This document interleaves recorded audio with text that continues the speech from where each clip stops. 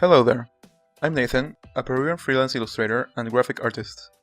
You might know some of my works under the name Mute, which is the name that I use for my illustration projects.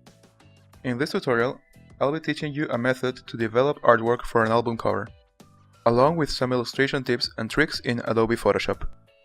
For this project, you will first need to choose an album by any artist of your choice, so we can create an alternate cover for it.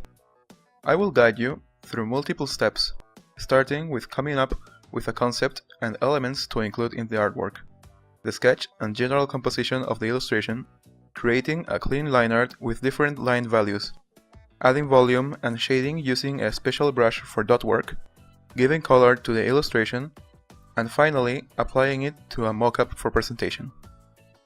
I'll be using Adobe Photoshop Creative Cloud 2015 for this tutorial, but all features I'll be using should be available on previous versions.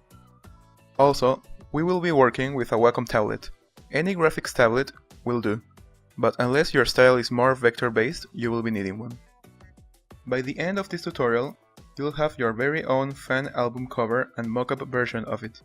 So, let's get started.